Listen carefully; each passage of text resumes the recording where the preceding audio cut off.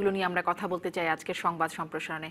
আলোচনা শুরুতেই স্মরণ করছি জাতির পিতা বঙ্গবন্ধু শেখ মুজিবুর রহমানকে। আজকে তার ৯৯তম জন্মবার্ষিকী এবং এই ব্যক্তির জন্ম না হলে হয়তো স্বাধীন বাংলাদেশ আমরা দেখতে পেতাম না এবং স্বাধীন বাংলাদেশই না সোনার বাংলার স্বপ্ন দেখতেন তিনি। আসলে জানতে চাই যে আমাদের মাননীয় প্রধানমন্ত্রী যেটি সবসময় বলে থাকেন, আজকেও বলেছেন যে তার সোনার বাংলার স্বপ্ন পূরণে কাজ করছেন প্রধানমন্ত্রী এবং তার সরকার।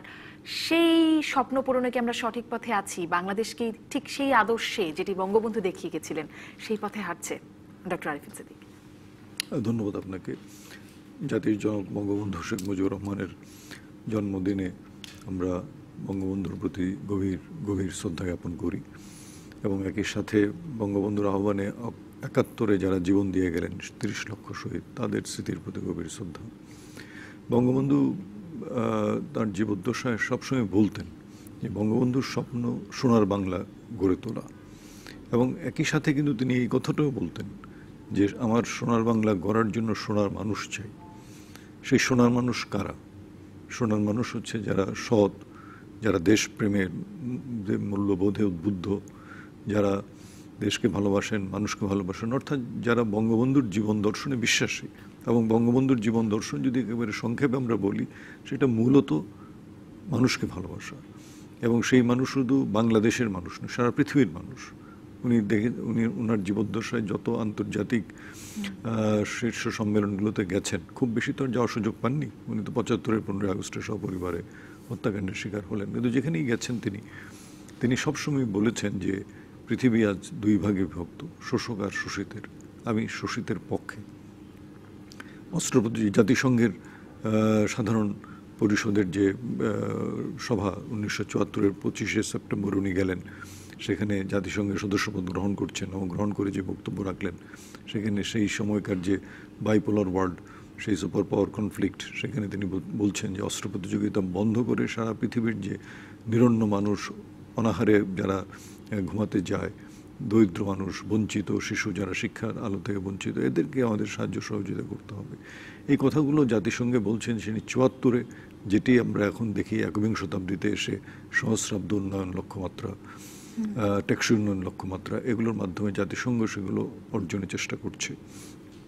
তো সব কিছু মিলে যদি আপনি বলেন যে বঙ্গবন্ধুর সেই স্বপ্নের সোনার বাংলা গড়ার পথে আমরা আছি, বঙ্গবন্ধু কন্যা মাননীয় প্রধানমন্ত্রী শেখ হাসিনা সেই লক্ষ্যে কাজ করে চলেছেন, কিন্তু সেটার জন্য যেটি দরকার সেটা হচ্ছে আমাদের সবার মাঝে সততা এবং দেশপ্রেম, মূল্যবোধ, এগুলো আরও বেশি করে কর্ষণ করা, কাল্টিভেট করা, নিজেদেরকে সৎ মানুষ হিসেবে গড়ে তোলা। তাইলেই আমার মনে হয় যে আমরা বঙ্গবন্ধুর স্বপ্নের বাংলাদেশে পৌঁছাতে পারবো, যেটি বঙ্গবন্ধুরও স্বপ্ন ছিল এবং সেটা আমাদের এই ১৬ কোটি মানুষেরও সেই স্বপ্ন। নিশ্চয়ই। জনাব রিয়াজউদ্দিন আহমেদ। জি, ধন্যবাদ আপনাকে। আজকে আমি শ্রদ্ধার সাথে স্মরণ করছি বঙ্গবন্ধুকে, বঙ্গবন্ধু শেখ মুজিবুর রহমান। তিনি, আপনি ঠিকই বলেছেন যে ওনার জন্ম না হলে বাংলাদেশ হতো না। উনি না বাংলাদেশে ফিরে না আসলে বাংলাদেশের স্বাধীনতা শক্তিশালী ভিত্তির উপর দাঁড়াইতো না এবং বিদেশি সৈন্য এখান থেকে চলে যেত না। এবং বাংলাদেশের প্রথম দিকে যে বিশৃঙ্খলা ছিল, এটাকে উনি ছাড়া কারো পক্ষে জাতীয় ঐক্য পুনঃপ্রতিষ্ঠা করা সম্ভব হতো না। এবং এই যে অস্ত্র, ওনার ডাকে যে অস্ত্র সমর্পণ স্টেডিয়ামই হলো, আমরা দেখেছি এই কাজগুলি উনি তো সেই হিমালয়ের মতো।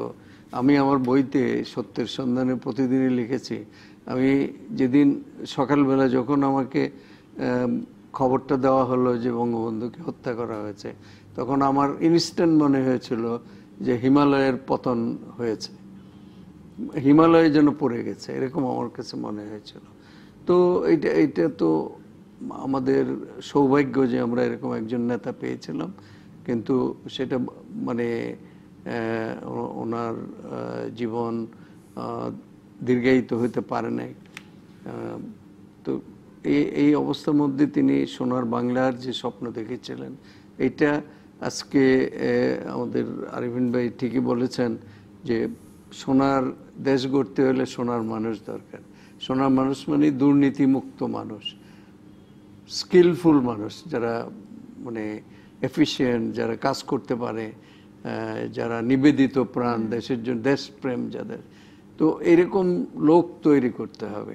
আজকে এটা শেখ হাসিনা মানে ওনার সুযোগ্য কন্যা, উনি ছাত্র রাজনীতির থেকেই তো উনি ছিলেন, আমরা একসাথেই রাজনীতি করেছি, প্রধানমন্ত্রী এবং আমরা ছাত্র রাজনীতি আমরা করেছি। তো ওনার মধ্যে সেই শিক্ষাটা খুব ভালো। একটা হলো পিতার কন্যা, আরেকটা হলো আদর্শের কন্যা, আদর্শের সৈনিক। দুইটাই ওনার মধ্যে মানে সংযোজিত হয়েছে এবং ওনার নেতৃত্বে হয়তো এটা সম্ভব হবে, আমি আশা করছি। নিশ্চয়ই সেই আশায় প্রধানমন্ত্রীও সেই কথা সবসময় বলেন, আমরাও সেই আশায় থাকতে চাই। ছাত্র রাজনীতির প্রসঙ্গে একটুখানি ছাত্র রাজনীতির শব্দটা উচ্চারণ করলেন, ছাত্র রাজনীতি নিয়েই কথা বলতে চাই। আর ডাকসুর বিষয়ে নিশ্চয়ই কথা বলতে হবে। ডাকসুর ভিপি, নবনির্বাচিত ভিপি, তিনি আজকে আবারও বললেন, গতকাল প্রধানমন্ত্রীর সাথে দেখা করে আসার পরে আজকে তিনি আবারও বলছেন যে পুনর্নির্বাচনের দাবি করছেন তিনি। মানে তার এই অবস্থানকে কিভাবে মূল্যায়ন করবেন আপনারা? রিয়াজউদ্দিন আহমেদ, আপনার কাছ থেকে যদি জানি প্রথমে। না, অবস্থা মূল্যায়ন উনি কিন্তু বরাবরই বলেছে যে আমি সবার সাথে আলোচনা করেই আমি সিদ্ধান্ত নিব। তো উনি যখন প্রধানমন্ত্রী এখানে গেলেন তখন আমরা ধরে নিয়েছিলাম যে একটা সমঝোতার মধ্যে একটা কাজ করবেন, কিন্তু এখানে দেখেন উনি ওখান থেকে ফিরে এসে চাপের মধ্যেই পড়েছে। আমার ধারণা ক্যাম্পাসে উনি একটা চাপ অনুভব করেছেন, যে যাদের সাথে উনি যাদের সমর্থন নিয়ে উনি বিপি হয়েছেন, নির্বাচিত হয়েছেন, তাদের কাছে একটা দায়বদ্ধতা তার আছে। সেই দায়বদ্ধতা থেকে তাদের যে ডিমান্ড, তাদের যে দাবি, এই দাবিটাকে উনি উপেক্ষা করতে পারবেন না। সেই জন্যই উনি গণভবন থেকে ফিরে এসেই ওনার আগের অবস্থানে উনি চলে গেছেন। কিন্তু গণভবনে যাবার আগে কি সেই জিনিসটা ছিল না? সেই দাবিটা তখনও ছিল এবং সেটা কিন্তু উনি ছেড়ে যায় নাই। এখন সেখানে ধরেন মাননীয় প্রধানমন্ত্রী আহ্বান জানাইছে সবাইকে, ছাত্রদেরকে একসাথে কাজ করার জন্য, সবার ভালোর জন্য কাজ করার জন্য। এখন ওনারা মনে করছে যে এটা ইলেকশনটা ত্রুটিপূর্ণ হয়েছে, এটা কারেক্টেড হওয়া উচিত, তারপর কাজ করব। এবং একটা জিনিস দেখেন, এবার নির্বাচনে এটা কিন্তু খুব ভালো গভীরভাবে চিন্তা করা দরকার যে ছাত্র সংগঠনগুলি তাদেরকে কিন্তু বাইপাস করে ইলেকশনটা মানে একটা নতুন ট্রেন্ড তৈরি হয়েছে। ইন্ডিপেন্ডেন্ট, স্বতন্ত্র, তারা কিন্তু ছাত্রলীগ, ছাত্রদল, ওই বড় দলের, এখন এই বড় দলের পক্ষে লোক গেল না কেন? এটা অনেকে বলছে যে সাধারণ ছাত্ররা এই রাজনৈতিক লেজুর ভিত্তিটা পছন্দ করে না। আমি নিশ্চয়ই এটা নিয়ে অনেক আলোচনা হচ্ছে আসলে ছাত্র রাজনীতির নতুন এই ধারার পেছনে কি কারণ। আমি ডক্টর আরিফিন সিদ্দিকী, আমি আসলে নবনির্বাচিত ভিপির অবস্থানের মূল্যায়নটা আমি যেটি জনাব রিয়াজউদ্দিন আহমেদের কাছেও জানতে চাইছিলাম, সেটি নিয়ে আপনার কাছেও জানতে চাই, আপনি কিভাবে দেখছেন তার এই অবস্থান পরিবর্তন, সুর পাল্টানো, যাকে বিভিন্ন মনে হয় যে ছাত্র নেতৃবৃন্দ তারা তাদের দাবি দেওয়া বলবে, তাদের দাবি দেওয়া নিয়ে তারা এগিয়ে যাবে, সেটা যেমন একটা দিক। আরেকটা দিক হচ্ছে প্রশাসনের সঙ্গে তারা যোগাযোগ করে প্রশাসন সঙ্গে সংলাপের মাধ্যমে এই সমস্যাগুলো সমাধানও করবে। এটাই তো স্বাভাবিক যে কোনো আপনার প্রতিষ্ঠানে। আর শিক্ষা প্রতিষ্ঠানে তো এটা সবচেয়ে বেশি, যে শিক্ষক শিক্ষার্থী, এটা কিন্তু প্রশাসক না, মূলত শিক্ষকরাই প্রশাসনে থাকেন আর শিক্ষার্থী। অতএব এখানে তো আপনার যে কোনো সময় যে কোনো সমস্যা যখন হবে সেটা সংলাপের মাধ্যমে সমাধানের দিকে যাবে। এখন সার্বিক পরিস্থিতিগুলো আমরা মূল্যায়ন করছি। আমাকে যদি বলেন, আমি মনে করি যে এই সমস্যা বা সংকট থেকে উত্তরণের একটাই উপায় আছে, সেটা হচ্ছে বিশ্ববিদ্যালয়ের দীর্ঘদিনের যে ভাবমূর্তি সেটা দারুণভাবে ক্ষুণ্ণ হয়েছে এবারের নির্বাচনে। কার অবহেলা, কার দায়িত্বহীনতা, কার অযোগ্যতা, অদক্ষতার কারণে এই বিষয়গুলো হয়েছে সেগুলো হয়তো সুস্পষ্টভাবে আমরা এখনও জানি না। সেই জন্যই একটা অতি দ্রুততম সময়ে একটা তদন্ত হওয়া দরকার আছে। তদন্তের মাধ্যমে যদি বিষয়গুলো সুস্পষ্ট করা হয় সাধারণ মানুষের কাছে, জনগণের কাছে। বিশ্ববিদ্যালয় তো সারা দেশের সম্পদ, সারা দেশের মানুষ তাকিয়ে আছে ডাকসু নির্বাচন, ডাকসু কিন্তু নির্বাচনে। আপনি বিশ্ববিদ্যালয়ের ভেতরে এবং বাহিরে দুদিক থেকেই বিশ্ববিদ্যালয়কে পর্যালোচনা করতে পারছেন। আপনার কি মনে হয় আসলে কেন ক্ষুণ্ণ হলো? আমি সেটাই না, আপনি বলছি। বলছেন কার গাফিলতিতে ক্ষুণ্ণ হলো? আপনার যারা এই নির্বাচনের পরিচালনার দায়িত্বে আছে তাদেরই কিছু কিছু জায়গায়, যেমন আপনি দুটো হলের কথা তো আমরা পরিষ্কারভাবে গণমাধ্যমেই তো দেখতে পেয়েছি। অতএব এখানে এই তদন্ত করে যদি আপনি দ্রুততম সময়ে একটা ব্যবস্থা নেন, যারা এই অপরাধগুলোর সঙ্গে, এই অপকর্মের সঙ্গে যুক্ত, তাদের বিরুদ্ধে ব্যবস্থা নেন, আমার ধারণা যে যারা আপনার প্রতিদ্বন্দ্বিতা করেছে, প্রার্থী ছিল, তারা তো বটেই, সারা দেশবাসীও বুঝতে পারবে যে বিশ্ববিদ্যালয়ের পক্ষ থেকে সঠিকভাবেই একটা সিদ্ধান্ত নেওয়া হয়েছে।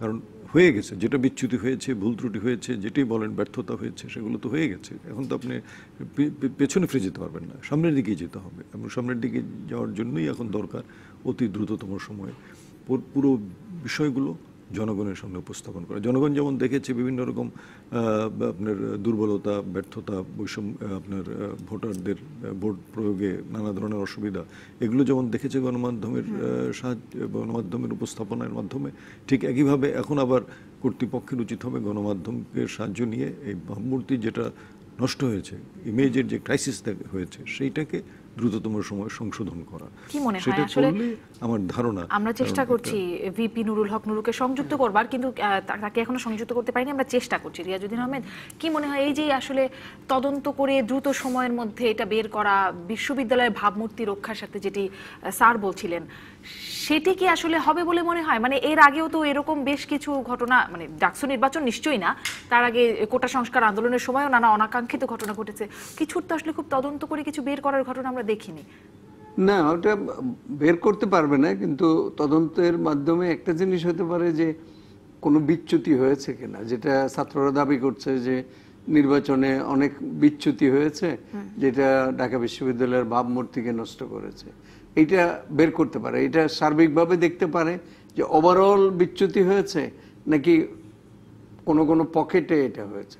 যেমন ধরেন কুয়েত মৈত্রী হলে এটা তো মানে প্রশাসনও অ্যাকসেপ্ট করেছে এবং সেখানে ইনস্ট্যান্ট অ্যাকশনও নেওয়া হয়। তো এরকম যদি বের করতে পারে তাহলে হয়তো কিছুটা প্রশমিত হতে পারে। বাট আপনি ঠিকই বলেছেন যে এইটা এই মুহূর্তে আরেকটা রি-ইলেকশন করা বা করা, এইটা বোধহয় আমার মনে হয় সম্ভব হবে বলে মনে হয় না। এই দাবি তো প্রত্যাখ্যান করছেনই উপাচার্য, বর্তমান উপাচার্য সবসময় বলেন। এবং এটা না হলে ছাত্র আন্দোলন কতটা যেতে পারে এটা এই মুহূর্তে বলা মুশকিল। তবে এটা সাংঘর্ষিক অবস্থার সৃষ্টি হবে। না, আসলে কতটা যেতে পারে যেটি আপনি বলছেন সেটি বলা মুশকিল, কিন্তু আসলে কি মনে হয় কতটা যেতে পারে? নুরুল হক নুরু, তিনি তার অবস্থান পরিবর্তন করছেন। শুরুতে তো বেশ জোরালো কণ্ঠে বলেছিলেন ভোট বর্জন, মানে নানান রকম সুর পাল্টেছেন তিনি। আমরা তাকে সংযুক্ত করবার চেষ্টা করছিলাম, কিন্তু তিনি সংযুক্ত হতে অস্বীকার করলেন। তিনি আমাদেরকে কথা দিয়েছিলেন সংযুক্ত হবেন, হয়তো এই প্রশ্নগুলো উনি যেহেতু কোনো রাজনৈতিক দলের সাথে সম্পৃক্ত না এখন পর্যন্ত, আমি অন্তত পাইনি। এরকম আছে, ওরকম না। ধরেন ছাত্রলীগ, ছাত্রদল, আমরা জানি ছাত্রলীগ হলে আওয়ামী লীগের সাথে থাকবে, ছাত্রদল থাকলে ওই সময় ছিল ছাত্রলীগ, কোটা সংস্কার আন্দোলন, কিন্তু এখন মানে ছাত্র রাজনীতির সাথে সম্পৃক্ত না। কাজেই এখন তাকে কথা শুনতে হবে তাদের, যারা তাকে ইলেক্টেড করেছে, যারা তাকে ভোট দিয়েছে। কারণ সে তো কতগুলি ফ্লোটিং ভোটের উপরে সে জিতে আসছে, তার কিন্তু সলিড দলীয় ভোট নাই। কাজেই তাকে ওদের কথা শুনতে হবে। এখন ক্যাম্পাসে যদি ওরা মেজরিটি শো আপ করে, ক্যাম্পাস যদি তারা উত্তাল করে ফেলতে পারে, তাহলে নুরুল হকের পক্ষে এর বাইরে যাওয়া আমার মনে হয় না সম্ভব। এই কারণেই উনি তাদের সাথে একাত্মতা ঘোষণা করেছেন। আসলে আমি একটা বিরতিতে যেতে হবে, কিন্তু এই অবস্থান পরিবর্তন, একাত্মতা ঘোষণা করছেন তো শুরু থেকেই, তারপরে মাঝে মাঝে সুর পাল্টাচ্ছেন। কখনো বা শুধুমাত্র ভিপি পদ এবং সমাজসেবা, সমাজ কল্যাণ সম্পাদকের পদটি ছাড়া বাকি পদের পুনর্নির্বাচন, পরে পুরো পুনর্নির্বাচন। প্রধানমন্ত্রীর সাথে দেখা করতে গিয়ে বললেন যে নবনির্বাচিত যারা আছেন তারা প্রধানমন্ত্রীর কাজে সহায়তা করবেন, প্রধানমন্ত্রীকে নির্বাচন দেবার জন্য ধন্যবাদ জানালেন, প্রশাসনকে সহযোগিতার জন্য ধন্যবাদ জানালেন। আজকের অবস্থান এরকম আসলে পরিবর্তন মানে ছাত্র রাজনীতিকে জন্য আসলে কতটা কি রকম প্রভাব ফেলবে সেটাও আমি একটু জানতে চাইবো। একটা বিরতি নিয়ে আসি, আরো কিছু বিষয় থাকবে আমাদের আলোচনায়, থাকুন সাথেই। ফিরলাম সংবাদ সম্প্রসারণে। যে প্রশ্নটি করেছিলাম স্যার সেটি নিয়ে আসতে চাই। আমরা প্রসঙ্গ পাল্টানোর আগে আমরা ক্রাইস্ট চার্চ নিয়েও একটু কথা বলতে চাই, সেখানকার হামলার পরবর্তী অবস্থা নিয়ে। কিন্তু যে প্রশ্নটি করেছিলাম সেটি উত্তর নিয়ে, যে ডাকসুর ভিপির আসলে যে অবস্থান পরিবর্তন আমরা দেখছি, আজকে লিটন নন্দীও বলছিলেন যে সাংঘর্ষিক তার অবস্থানের সাথে প্রধানমন্ত্রী সেখানে গিয়ে যা বলেছেন, আজকে আবার যা বলছেন সেটি গতকালের সাথে সাংঘর্ষিক বলে পাচ্ছি। তিনি কথা বলবেন বলে বলেছিলেন আমাদের সাথেও, তিনি কথা বললেন না, সবশেষ কথা বলতে অস্বীকৃতি জানাচ্ছেন। আসলে তার জন্য এই সুর পাল্টানোটা ছাত্র রাজনীতির জন্য বা তার ক্যারিয়ারের জন্য কিরকম মনে হয়? আমার মনে হয় যে এখানে ছাত্রছাত্রীদের যে সিদ্ধান্ত, তাদের যে মতামত, সেটাকে গুরুত্বে নিয়েই কিন্তু তাকে সিদ্ধান্ত নিতে হবে। এখন সে কেন এক এক সময় এক কথা বলবে সেটা আমি ঠিক জানি না, সেজন্য সে বিষয়ে কোনো মন্তব্য করতে চাই না। কিন্তু আমি বুঝতে পারি যে শিক্ষার্থীদের যারা নেতৃত্বে আসবে, সেটা অতীত আমরা দেখেছি, তাদের কিন্তু একটা সুদূর প্রসারী চিন্তাভাবনা করতে হবে যে তাদের আজকে একটা সিদ্ধান্তের কারণে পুরো শিক্ষা প্রতিষ্ঠানের উপর এটার কী প্রভাব পড়বে। ঢাকা বিশ্ববিদ্যালয় তো শুধুমাত্র রাজনৈতিক কর্মকাণ্ডের জন্য নয়, মূলত এটা শিক্ষা পরীক্ষা কার্যক্রমকে সুষ্ঠু রাখা, নিয়মিত রাখা। তো হঠাৎ করে ক্লাস বর্জন করা, ক্লাস বর্জনের সিদ্ধান্ত নেওয়া, এই বিষয়গুলো নিয়ে কিন্তু আরও আমরা ছাত্র নেতৃত্বের পক্ষ থেকে আরও সুস্পষ্ট সিদ্ধান্ত এবং একই সাথে যৌক্তিক সিদ্ধান্ত প্রত্যাশা করি। তো সেটার কিছুটা ব্যত্যয় বিচ্যুতি যেগুলো ঘটছে, আমি বুঝতে পারি যে বহুদিন ডাকসু নিষ্ক্রিয় ছিল। ছাত্র নেতৃত্ব গড়ে তোলার জন্য একটা সহায়ক পরিবেশ দেওয়া দরকার আছে। বিশ্ববিদ্যালয় প্রশাসনের উচিত হবে সেই ধরনের সহায়ক পরিবেশ নিশ্চিত করা। নানা কারণেই হয়তো সেটা করা যায়নি। বিগত আপনি তো জানেন যে 29 বছর যাবত ডাকসু নেই। এখন ডাকসু কার্যক্রম শুরু করার জন্য নির্বাচন প্রক্রিয়া শুরু হয়েছে, নির্বাচন একটা হয়েছে, নির্বাচনের ত্রুটি বিচ্যুতি সেটাও আমাদের সামনে উঠে এসেছে। সব দিক বিবেচনা করেই কিন্তু এখন প্রশাসন এবং শিক্ষার্থী তাদের মাঝে একটা মানে খুবই আন্তরিক পরিবেশের সংলাপ করে একটা সহায়ক পরিবেশ সৃষ্টি করে এই সমস্যা থেকে উত্তরণ ঘটাতে হবে। ইমেজ ক্রাইসিস কিন্তু বিভিন্ন সময় বিভিন্ন জায়গায় হয়েছে, দেশে বিদেশে বহু নামি দামি প্রতিষ্ঠান একটা ইমেজ ক্রাইসিসে পড়ে গেছে। সেই ইমেজ ক্রাইসিস বা সংকট থেকে কিভাবে উত্তরানো যায় এর বহু টেক্সট বুক এক্সাম্পল আছে। এগুলো নিয়ে যে খুব বেশি দীর্ঘক্ষণ আলাপ আলোচনা দরকার আছে তাও কিন্তু নয়, কিন্তু ওই বিষয়গুলো খুঁজতে হবে যে কিভাবে এই ধরনের ইমেজের একটা সংকট যদি পরে একটা প্রতিষ্ঠান, যদি ঢাকা বিশ্ববিদ্যালয়ের মতো প্রতিষ্ঠান, ঢাকা বিশ্ববিদ্যালয়ে যে বাংলাদেশের হৃদস্পন্দন শোনা যায় ঢাকা বিশ্ববিদ্যালয়ের শিক্ষার্থীরাই হচ্ছে ঢাকা বিশ্ববিদ্যালয়ের আপনার মূল জায়গা, যেটা শিক্ষার্থীদের দাবি দেওয়া, শিক্ষার্থীদের প্রত্যাশা, তাদের যে লক্ষ্য, এই সার্বিক বিষয়গুলোকে মূল্যায়ন করেই সিদ্ধান্ত নিতে হবে। তো আমার তো মনে হয় যে এখানে এখন যেটা উচিত হবে সেটা হচ্ছে আমাদের সংকটটা চিহ্নিত হয়ে গেছে, এই সংকট থেকে উত্তরণের উপায় বের করা। নিশ্চয়ই আশা করব ঢাকা বিশ্ববিদ্যালয় সেই সংকট থেকে উত্তরণের উপায় বের করবে এবং যারা নবনির্বাচিত তারাও উপায় বের করবে তারা আসলে কি করতে চান। জনাব রিয়াজউদ্দিন আহমেদ, আমি এবার একটু নিশ্চয়ই কথা বলতে চাই যে আমি শুধু একটা কথা বলি, আরিফিন ভাই যেটা প্রথমেই বলছিল যে এটা একটা ইনকোয়ারি হওয়া উচিত, যে এলিগেশনগুলি আছে এগুলি দেখা, এটা গভীরতাটা কতটুক এবং কোন কোন জায়গাটা কিভাবে রিপেয়ার করা যায়, এটা প্রশাসনকে একটু দেখতে হবে।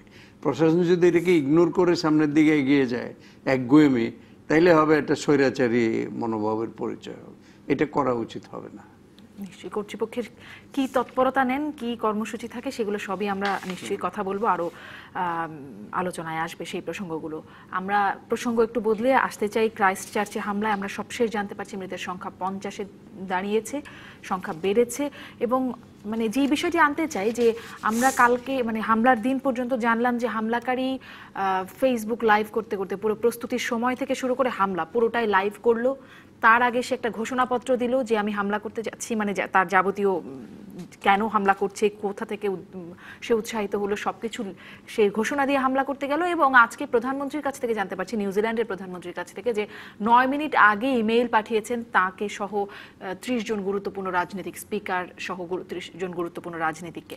মানে তারপরও কিছু করা গেল না। এটি কি একটা গ্রহণযোগ্য অবস্থান জনাব রিয়াজউদ্দিন আহমেদ? না, এটা তো খুবই দুঃখজনক। তবে করা যায় না এই কারণে আমার ধারণা যে নিউজিল্যান্ডের মতো একটা দেশ যেখানে কোনোদিন এই ধরনের ঘটনা তো মানে অনেক বড় ঘটনা, ছোটখাটো ঘটনারও অশান্তির কোনো রিপোর্ট নাই, বা রাস্তায় মানুষ মেরে ফেলে, আক্রমণ করে, রেসিয়াল কোনো আউটবার্স্ট হয়, এরকম কোনো ঘটনা কিন্তু ঘটে নাই। এই কারণেই বোধহয় তারা একটু কমপ্লাসেন্ট ছিলেন খবর পাওয়ার পরেও। তবে এইটা ঠিক যে 18 মিনিট গোলাগুলি চলবে, একটা মানে এটা অ্যাকশন ড্রামা চলতেছে, আশেপাশে কোনো পুলিশ নাই, এইটা হইতে পারে না। এটা মানে এটা নিশ্চয়ই তারা তাদের সিকিউরিটি সিস্টেম ওভারহাউলিং করবেন, তারা কিভাবে এটা করে। কিন্তু এই লেফটসটা কারণেই এতগুলি লোকের প্রাণ গেল। যদি একটা মানে কাউন্টার অ্যাকশন আশেপাশে থাকতো, কোথাও পুলিশ থাকতো, তাকে ধরে ফেলতে পারতো, তাহলে হয়তো ড্যামেজটা কম হতো, ক্যাজুয়ালিটিটা কম হতো। একটা মসজিদে হামলার পরে আবার আরেকটা মসজিদে হামলা, হ্যাঁ, সেটাতে কিন্তু মানে একজন আফগান সে কিন্তু তাকে জাপটায় ধরে এই করে রক্ষা করেছে ওই জায়গাটা। এটা কিন্তু এইখানে পারে নাই। নূর মসজিদ যেটা, এখানে কিন্তু সে ইচ্ছা মতো 9 মিনিটের মতো 9-10 মিনিট একেবারে সে গুলি করে গেছে অটোমেটিক উইপন থেকে। তো মানুষ বাঁচবে কি করে? এখানে আরো অনেক বেশি ক্যাজুয়ালিটি হইতে পারতো আল্লাহর রহমত। এখন কি আসলে এবং আমাদের ক্রিকেট টিম এইটাও একটা টার্গেট ছিল কিনা এইটাও দেখা উচিত, যে এই কারণেই কি মানে ক্রাইস্ট চার্চে কে টার্গেট করা হয়েছিল, না কি জন্য করা হয়েছিল, এটাও একটু দেখার ব্যাপার আছে। হামলাকারী তো বলছে মুসলিম বিদ্বেষ থেকেই তার, না মুসলিম বিদ্বেষ তো বলেছে, মুসলিম বিদ্বেষ না শুধু, আমি দেখেছি একটা ইন্টারনেটে, না ওইটা না, একজন অস্ট্রেলিয়ান সিনেটরের বক্তব্য। তিনি তো বলেছেন যে ইসলাম ধর্মটা মানেই হলো এটা মানে synonym of violence, synonym violent, everything violent. এখানে মানে অন্য ধর্মকে টলারেট করে না, অন্য মানুষকে টলারেট করে না, এই সমস্ত লিখে উস্কানি, এই বিদ্বেষ, এটা নিয়ে একটু কথা বলতে চাই। তবে স্যার তার আগে একটু জানতে চাই যে আপনার কি মনে হয় যে এই যে শান্তিপূর্ণ দেশ, যেই ডিফেন্সটা আসলে নিউজিল্যান্ড সবসময় বলছে, অন্য যে শান্তিপূর্ণ দেশগুলো আছে তাদের জন্য কি একটি বিশেষ বার্তা এখন এই হামলার পরে কি আসলে সবাই সচেতন হবে বলে মনে করেন? প্রশ্নটি এই কারণে করা আরো বিশেষ করে যে নরওয়েতে 2011 সালে অসলোতে এরকম একটি হামলা হয়েছিল, সেখান থেকে উৎসাহিত হয়ে এই হামলাকারী হামলা চালালো। নরওয়েও শান্তির দেশের তালিকায় প্রথম, তারপরেও কিন্তু বার্তা যায়নি শান্তিপ্রিয় দেশ। না, এটা আপনি ঠিকই বলেছেন, এটা একটা মানে সারা দুনিয়ার জন্যই একটা বার্তা। মসজিদে এই ধরনের ঘটনা ঘটবে। যুক্তরাষ্ট্রে তো প্রায়শই আমরা দেখতে পাচ্ছি যে স্কুলগুলোতে একেবারে ছোট বাচ্চারা, তাদের উপরে আক্রমণ করা হচ্ছে। তো এগুলো তো আপনার এখন আমরা যত সভ্যতার দিক থেকে এগিয়ে যাচ্ছি বলে মনে করি, সেদিক থেকে মনে হচ্ছে যে আমরা অনেক ক্ষেত্রে পিছিয়েও যাচ্ছি, একেবারে আদিম বর্বর যুগের দিকে ফিরে যাচ্ছি কিনা। তো অতএব এটা একটা বার্তা সবার জন্য। আমাদের মতো দেশ যেখানে হলি আর্টিজানের মতো ঘটনা ঘটে, সেখান থেকে আজকে ক্রাইস্ট চার্চে যে ঘটনা ঘটেছে, তাও মনে হয় এটা সবার জন্যই বার্তা। 9 মিনিট আগে একদম সরকার প্রধানের কাছে পর্যন্ত সে দিয়ে, তারপর 9 মিনিট চলে গেল, এর মাঝে 17 মিনিট যাবত এখানে অপারেশন চলছে। এখানে তো আরো বেশি করে যাচ্ছে, গান শুনতে শুনতে সেটিও লাইভ, আরো বেশি ক্ষিপ্রতার সাথে, আরো বেশি দ্রুততার সাথে তো এই বিষয়গুলোকে ট্যাকল করার মতো সক্ষমতা নিশ্চয়ই নিউজিল্যান্ডের পুলিশ বাহিনী বা আইন শৃঙ্খলা বাহিনী আছে। কিন্তু কেন এগুলো ঘটলো না সেটা নিয়ে এখন চিন্তা ভাবনা নিশ্চয়ই তারাও করবেন, আমরাও করছি। কিন্তু আমাদের সবার জন্য এটা সতর্কবার্তা। আর এই যে বিদ্বেষ, মুসলিম বিদ্বেষের যে বিষয়টা আসলো, মুসলিম বিদ্বেষ এবং মুসলিমদের মধ্যেও কিন্তু একরকম বিদ্বেষ আছে, যে মুসলিমদের উপরে এই হামলা চলছে। এই ধর্মীয় বিদ্বেষ বা বর্ণ বিদ্বেষ, এটি আসলে এখন কোন দিকে যাচ্ছে? এই হামলার পর নতুন করে আলোচনা আসলো। এটা তো ধরেন, যদি আপনি মনে করেন যে এইভাবে চলতে থাকে, তো এটা তো খুব ভয়াবহ একটা পরিস্থিতি থেকে যাবে। গতকালকে আমি যুক্তরাষ্ট্র থেকে যে খবরগুলো পেলাম, যুক্তরাষ্ট্রের বহু ছোট ছোট শহরে পর্যন্ত মসজিদগুলোতে শুক্রবারের নামাজের সময় খুব সন্ত্রস্ত ছিলেন। আজকে অস্ট্রেলিয়ার একটি মসজিদে এক তরুণ গাড়ি নিয়ে হামলা করেছে এবং অশ্রাব্য ভাষায় মুসল্লিদের গালিগালাজ করেছে। হ্যাঁ, তো সেটাই বলছি, এটা তো ভয়াবহ পরিণতি। অতএব এখানে যদি যে বার্তাটা দিয়ে গেল, এই বার্তাকে অনুধাবন করে, মূল্যায়ন করে যদি সঠিক পন্থা আমরা না নেই, তো আমি তো জানি না যে কিন্তু আবার একইভাবে মুসলিমদের মধ্যে এই বার্তা আসছে, এটার ব্যাকল্যাশ হতে পারে, নিশ্চয়ই হতে পারে। সেটি মুসলিমরাও আবার মনে করছে আমাদের উপর হামলা, আমাদেরকে কিছু, মানে আরেকটা বিদ্বেষ হইলে আবার এটা মাল্টিপ্লাই করে হোল ওয়ার্ল্ডকে ডিস্টেবিলাইজ করে ফেলবে, হোল সোসাইটিকে ডিস্টেবিলাইজ করে ফেলবে। এটা খুবই এটা মানে ভয়াবহ, এটা আপনার চিন্তাই করা যায় না। সরকারের পক্ষ থেকেও মানে এটা ক্যাম্পেইন শুরু করা উচিত আর কি। মুসলিম কান্ট্রিগুলি, ওআইসি পার্টিকুলারলি, এরা তো কথা বলে না কিছু, ওই যে ওআইসি মানে ওহ আইসি, অন্য কোনো কাজ করে না। এরা একসাথে নামে গেলে, মাঠে নেমে গেলে একটা তো ভয়েস, একটা জনমত তো সৃষ্টি, জনমত এবং করা এখানে এটাই কিন্তু বড় কাজ। এভরি পসিবিলিটি, মিস্টার হান্টিংটনের যে ক্ল্যাশ অফ সিভিলাইজেশনে সে কবে লিখেছেন উনি, এই ঘটনাগুলি তো ঘটবে, এগুলি তো মানে ফোরকাস্ট করা হয়েছে যে এই ক্ল্যাশ অফ সিভিলাইজেশন হবে। তো এখন যদি সবাই মিলে এটাকে মানে রুখে না দাঁড়ায়, এখন ধরুন মুসলমানদের মধ্যেও তো এক্সট্রিম গ্রুপ আছে, আইএস আছে, তালেবান আছে, ওরা যদি কেউ একটা ঘটনা ঘটে ফেলে তাইলে মানে হোল ওয়ার্ল্ডের মুসলমানরা ইনসিকিউরড হয়ে গেল, তাদের সিকিউরিটি থ্রেটেন্ড হয়ে গেল। তো এই ব্যাপারে আমার মনে হয় বাংলাদেশ সরকারের পক্ষ থেকে ইনিশিয়েটিভ নেওয়া উচিত। আর এই যে দায়িত্বহীন আপনার উক্তি, যেমন ধরেন যে অস্ট্রেলিয়ান সিনেটরের এই কথাগুলো বলার কি এটা সময় ছিল না? এটা বলার দরকার ছিল, কি কারণে বলতে গেলেন উনি? উস্কানিমূলক, দেশকে আরো উস্কানিমূলক, নিশ্চয়ই। এবং তার মাথায় ডিম ভাঙার একটা ভিডিও কিন্তু আমরা দেখছি। হ্যাঁ, সেই ছেলেটিকে আটক করা হয়েছিল, মুক্তি পেয়েছে সেই ছেলেটি। আমরা একটা বিরতিতে যাই, বিরতির পরে আমরা ফিরছি, দর্শক থাকুন সাথে। ফিরলাম সংবাদ সম্প্রসারণে। অনলাইনের খবরে যেতে চাই। bdnews24.com এর প্রথম খবরটি হচ্ছে, মরদেহ আনতে ক্রাইস্ট চার্চে যেতে পারবেন পরিবারের একজন করে যেতে পারবেন। এরপরে আর খবর কি দেখছি, খাদ্যমন্ত্রীর জামাতা ডাক্তার রাজনের মৃত্যু নিয়ে প্রশ্ন। মানে জামাতার ডাক্তার রাজনের পরিবার বলছে হত্যাকাণ্ড, আর শ্বশুর বাড়ি থেকে বলা হচ্ছে স্বাভাবিক মৃত্যু। এটি নিয়ে ময়নাতদন্তের সিদ্ধান্তও হচ্ছে। পরের পত্রিকায় চলে যাই। প্রথম আলোতে দেখছি 116 উপজেলায় ভোট কাল, আগামীকাল উপজেলা নির্বাচন, 2 ওসি প্রত্যাহার, 4 জনকে অব্যাহতি নানান অনিয়মের কারণে।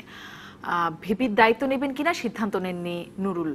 হামলা 9 মিনিট আগে প্রধানমন্ত্রীকে মেলে এই খবরটি নিয়ে আমরা আলোচনা করছিলাম। জি, পরের পত্রিকায় চলে যেতে চাই। প্রথম আলোর পরে বাংলা ট্রিবিউনে এই যে একটি খবর দেখছি, এক আফগান শরণার্থীর বিরচিত ভূমিকায় বহু মানুষের প্রাণ রক্ষা। সেই খবরটি যেটি জনাব রিয়াজউদ্দিন আহমেদ বলছিলেন, এটা ও মাকে চেষ্টা করেছিল ওই বন্দুকধারীকে নিবৃত করার জন্য, এবং কিছুটা কাজ হয়েছে। খুবই সাহসী পদক্ষেপ। এবং আমি ওর ইন্টারভিউ শুনেছি, ওর 4টে ছেলেও ভিতরে ছিল, এবং 4টে ছেলেও বেঁচে আছে, সে নিজেও বেঁচে আছে। গণভবনে ছাত্রলীগ নেতাকর্মীদের দেখে কনসেন্ট্রেশন ঠিক ছিল না নূরের, এই জন্য তার কথাবার্তার প্রসঙ্গে নূর পরে বলছেন যে তার কনসেন্ট্রেশন ঠিক ছিল না ছাত্রলীগের এত নেতাকর্মী দেখে।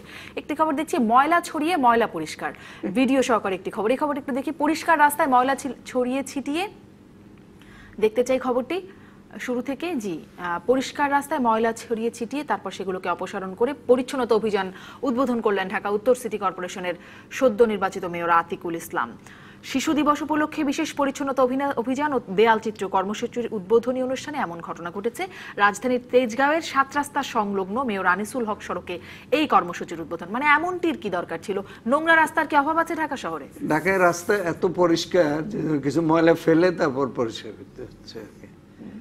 এটা হলো মানে জোক অফ দি ইয়ার। হ্যাঁ, ঢাকা শহর ময়লার শহর, এখানে ময়লা খোঁজার জন্য যদি ভ্যান থেকে নিয়ে কাগজ ছিটতে হয় ওখানে, যেটা দেখালো ভিডিওতে যেটা দেখছিলাম, এটা ঠিক হয় না। এটা তো জি মেয়র সাহেবের এটা দেখা উচিত। কিন্তু মেয়র সাহেব কি জানতেন? নিশ্চয়ই তার নলেজে ছিল কিনা বিষয়টি যে আসলে এটি নিশ্চয়ই থাকবার কথা না। কিন্তু স্যার আপনার কি মনে হয়, মানে আসলে কি মেয়র সাহেব ওখানে যাবেন এটা শুনেই হয়তো পরিচ্ছন্ন কর্মী যারা আছে তারা আগেই কাজ করে ফেলেছে, সেটা হতে পারে। তারপরে এখনো নিয়ে যখন আসবেন তখন ময়লা কোথায় পাবেন পরিষ্কার তখন আবার ওখানে তো ময়লা।